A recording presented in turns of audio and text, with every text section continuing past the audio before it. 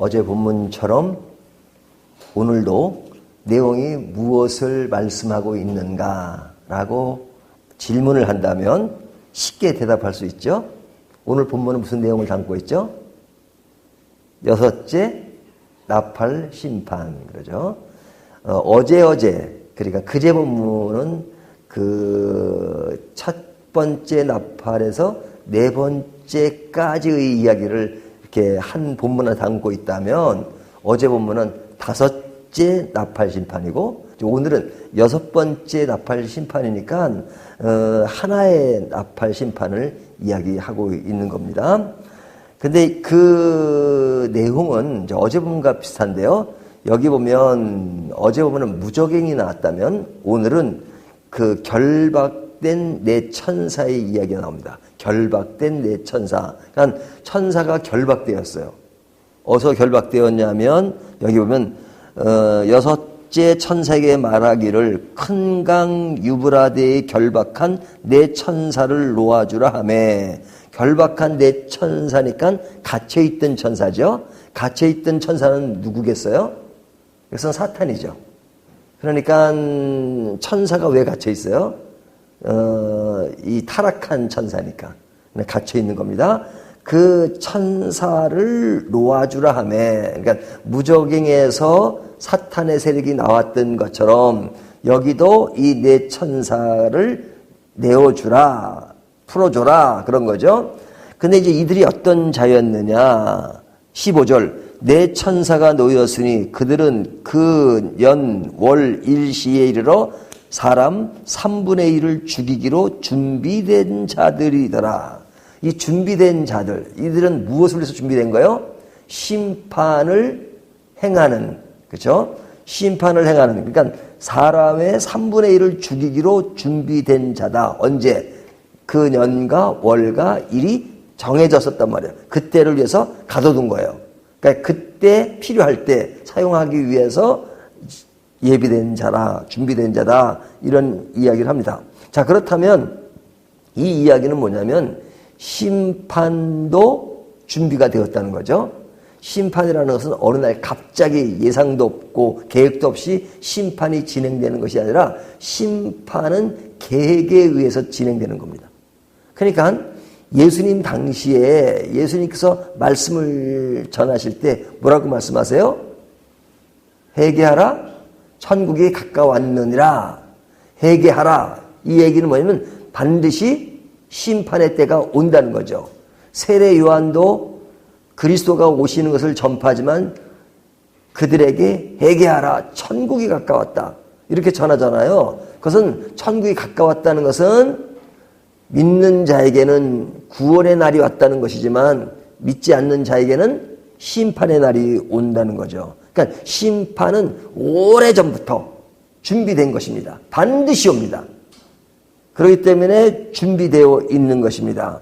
그런데 그 심판을 수행할 때 어제 말씀처럼 하나님이 직접 하시는 것이 아니라 그런 도구로 사용하는 것입니다.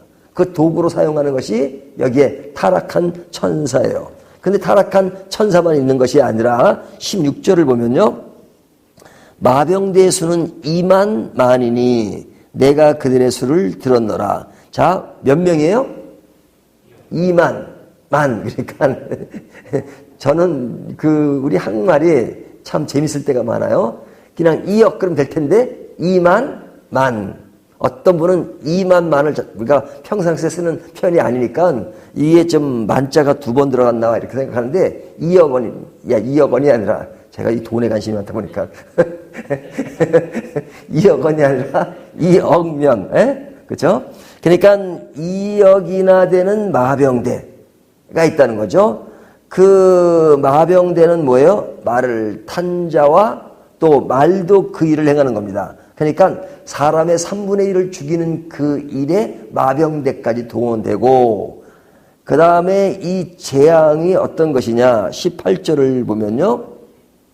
이 세 재앙 곧 자기들의 입에서 나오는 불과 연기와 유황으로 말미암아 사람 3분의 1을 죽임을 당하니라. 자, 재앙을 일으키는 것이 불, 연기, 유황 이런 것이죠. 자, 이런 무서운 일들을 통해서 심판의 날에 정리가 된다는 것을 말씀하고 있어요. 그러니까 심판이라고 하는 것은 굉장히 무서운 것이죠. 하나님이 그 징계의 매를 들 때는요, 하나님은 사랑의 하나님이시고 우리를 늘 좋은 길로, 선한 길로 인도하시는 분이지만 한번 몽둥이를 잡으시면요, 대충 때리지는 않으시는 것 같아요. 정신 차리도록 때리시는 것 같아요. 근데 참 사람이요, 그렇게 때려도 정신을 못 차릴 때가 많아요. 재밌는 게 뭐냐면 그 음식을 많이 먹는 사람을 뭐라 그래요? 아유, 돼지같이 많이 먹나 그러죠. 근데 돼지도요, 자기가 배부르면 절대 안 먹는데요. 모든 동물이 배부르면 안 먹는데요. 먹다가도 배가 딱 부르면 멈춘대요. 근데 배불러도 먹는 존재가 있대요. 오직 사람뿐이래. 그러니까 많이 먹는 사람 보고 돼지라 그러면 안 돼. 돼지에 대한 모독이에요. 돼지도 배부르면 안 먹어요. 제가 옛날에 이제 강아지를 키웠는데 이 사료를 줄 때요, 한 끼 분량만 주는 게 아니라 그 가급적이면 많이 주래요. 그러면 개도요, 저희가 키워보니까 요 개를 이렇게 사료를 주면 딱 자기 먹은 분량만 먹어요. 배부르면 안 먹어요. 다 먹지 않아요. 무조건 놓아준 대로 먹지 않아요. 그리고 얼마 정갈하게 먹는지 딱 먹을 때도 보면요, 깨끗하게 이렇게 막 먹는 게 아니라 딱 3분의 1이면 3분의 1만 딱 먹어요. 깨끗해요. 옆에 흩어지면 그것도 다 정리하고, 그리고 또 이따가 배 고프면 먹어요. 그러니까 뭐 어디 갈 때는 그냥 놔두면, 며칠 걸 놔두면 한 번에 다 먹는 게 아니에요. 조금씩 며칠 동안 먹어요. 근데 사람, 저부터도 그냥 뭘 주면 그 아깝다고 그냥 다 처리해요. 제가 어떨 때는 제가 개, 돼지보다 못할 때가 있구나 라는 생각을 하는데, 자, 이 심판이 그렇게 무서운 겁니다. 심판은 진짜 하나님이 대충 몽둥이를 두지 않기 때문에 그렇게 몽둥이를 치면서 너희가 각성하고 회개하라 그러는데 끝까지 해결을 안 해요. 끝까지 해결을 안 해요. 사실은 오늘 본문이 그 얘기를 하는 겁니다. 자, 하나님의 심판이 6째 나팔 그 내용 속에 있다는 것을 말씀하시는 것이 19절까지 내용이에요. 뭐 다른 얘기가 없어요. 근데 19절까지 그 내용을 이야기하다가 20절에 넘어가서 하고 싶은 말씀을 하는 겁니다. 그것이 뭐냐면 이 재앙에 죽지 않고 남은 사람들은, 그죠? 자, 이 재앙에 죽지 않고 남은 사람, 이 사람은 그 인침을 받은 사람을 얘기하는 게 아닙니다. 인침을 받지 않은 사람들 중에도 재앙을 아직 받지 않은 사람이 있어요. 3분의 1이니까. 그렇죠? 그러니까 재앙을 받지 않은 사람, 그 사람은 특별히 뭐가 나아서 그런 게 아니라 하여튼 뭐 재앙을 아직까지는 받지 않아요. 아직까지는. 그런데 그 사람들이 어떻게 반응하느냐? 손으로 행한 일을 회개하지 아니하고. 자, 이 심판이 자기 앞에서 벌어진 거예요. 자기는 받지 않았어요. 근데 자기가 받지 않았다고 뭐해요? 회개하지 아니하고 오히려 여러 귀신과 또는 보거나 듣거나 다니거나 하지 못하는 금, 은, 동과 목속의 우상에게 절하고. 우상은 어떤 존재예요? 존재가 아니죠. 여기 보면 보거나 듣거나 다니거나 하지 못하는 것, 금, 은 이런 것이 뭐 하나의 물체잖아요. 그것에 절해요. 우상으로. 우상이라고 하는 것은 다른 게 아니에요. 하나님 위치에 그것을 갖다 놓은 겁니다. 하나님 위치는 어느 누구도 갖다 놓으면 안 돼요. 나도 거기다 갖다 놓으면 안 돼요. 근데 사람보다 못한 금, 은, 나무 이런 것을 가지고 하나님 위치에 갖다 놓고 그것을 하나님이라고 섬기는 것이 얼마나 무지한 거예요. 근데 그 무지한 일을 누가 해요? 사람이에요, 사람이. 돼지가 하면 이해를 안 하지. 사람이 그런다니까요. 자기가 만든 것에 절을 해요. 그것이 얼마나 무서운가. 하나님의 위치에 올라가서 하나님과 대치하는 것이 인간에게 질 수 있는 가장 큰 죄입니다. 그러니까 하나님이 구약성경을 통해서 우상 숭배하지 말라고 그렇게 말씀하시잖아요. 근데 이들이 우상에게 절하고 또 그 살인과 복술과 음행과 도둑질을 회개하지 아니하더라. 그들이 행하는 일들이 복술, 음행 이런 것들이 많은데 회개하지 않는다 이거죠. 그러니까 이들이 심판이 주어졌음에도 불구하고 심판이 그 앞에 나타나지 않았음에도 불구하고 회개하지 않는 인간의 모습을 지금 질타하고 있는 겁니다. 그러니까 참 인간이요 완악하죠. 그렇게 기회를 주는 겁니다. 그들의 앞에 보여주는 심판이 왜 보여줬겠어요? 그들에게 회개할 기회를 주는 거잖아요. 아직 그 자신은 재앙을 받지 않았다는 얘기는 뭐냐면 너는 예외야. 그게 아니에요.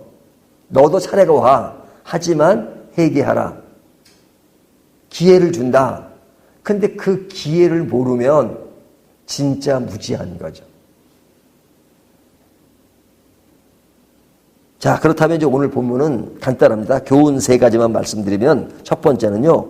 구원은 은혜다. 그러니까 이 구원이 은혜라는 것은 제가 수차례 강조하지만 예수 믿는 것을 아무나 믿는 게 아니에요. 어떤 사람은 예수를 믿게 하기 위해서 그렇게 말씀을 전하고 예수님을 소개해도 그렇게 안 믿어요. 안 믿어. 근데 어떤 사람은 쉽게 한마디 했는데 지나가면서 예수 믿으세요 했는데 믿는 사람도 있어요. 제가 성경 공부하다 보면 어떤 사람이 이렇게 와요. 별 얘기도 안 했어요, 그날. 근데 그 사람이 지금까지 예수 믿고 신앙생활 잘하는 사람이 있어요. 그런 사람은 어떻게 설명할 수 있겠어요? 어떻게 다른 사람들은 그렇게 안 믿는데 저 사람은 믿었냐? 그 사람이 물어보면 그 첫 시간부터 어떻게 예수를 믿게 됐느냐고. 믿어진대요, 믿어진대. 그 믿어지는 이유, 원인, 그거 분석을 할 수가 없어요. 하여튼 믿어진대요. 그럼 설명할 수 있는 길은 오직 하나예요. 은혜예요, 은혜. 은혜 받은 자는 믿어지는 겁니다. 은혜 받지 못한 자는 아무리 설명해도 안 믿어요, 안 믿어. 눈에 아주 갖다 지어줘도 안 믿어요. 그러니까 구원은 은혜다. 그렇죠? 그 다음에 두 번째는 구원은 감사입니다. 우리가 어떤 심판의 재앙이 앞에 떨어져 있는데도 모르는 것은 진짜 불쌍한 존재잖아요. 하지만 우리는 심판이 얼마나 무섭다는 거, 죄의 삭시 얼마나 무섭다는 거, 죄의 결과가 얼마나 무섭다는 거, 구원받지 않는 사람의 종말이 어떻다는 거 알잖아요. 그래서 구원받은 것을 최고의 가치로 알고 사는 우리들은 감사한 거죠. 구원 때문에 우리의 삶이 아름답게 보장되었다는 것. 세 번째 하나를 더 말씀드리면 구원은 이해입니다. 이해. 무엇에 대한 이해냐? 하나님에 대한 이해, 인간에 대한 이해, 현실에 대한 이해. 그래서 구원받은 자는요, 스케일이 넓은 겁니다. 왜? 하나님을 이해하니까. 하나님의 세계를 다 알아서가 아니라 하나님이 나를 사랑한다는 거, 나를 선한 길로 인도하신다는 거, 반드시 나를 책임지신다는 거, 그리고 모든 것을 공정하게 만드시는 거. 왜 심판이 나오냐면 공정한 그때가 완성될 때가 있을 거예요. 인간에 대한 이해. 인간에 대한 이해는 뭐예요? 인간은 다 나약해요. 그래서 기대할 것도 없고 실망할 것도 없어요. 현실에 대한 이해도 마찬가지입니다. 실망할 것도 없고 기대할 것도 없어요. 그러니까 오직 기대할 것은 하나님입니다. 저는 아무것도 아닌 얘기 같지만 제가 제 마음속에 깊이 깨달은 것은 뭐냐면 하나님은 완전하시기 때문에 하나님 그분 자신으로 깨달아야 된다. 그분이 절대자다 하는 생각을 해요. 너무 보편적인 진리잖아요. 그러니까 하나님과의 관계는 진영 논리예요. 하나님 안에 속하는 것이 중요해요. 하지만 하나님을 제외한 모든 것들은 불완전하기 때문에 진영 논리에 속하면 안 돼요.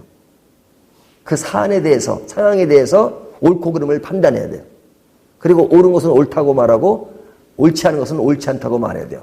그 사람에게 완전히 속하는 것은 무리예요. 완전하지 않기 때문에. 그러니까 하나님은 이것저것 따질 필요 없어. 하나님이 이것은 맞고 틀리고 우리가 따질 필요 없어. 하나님은 무조건 오케이야. 하나님이 하시면 하는 대로 그대로 하면 돼요.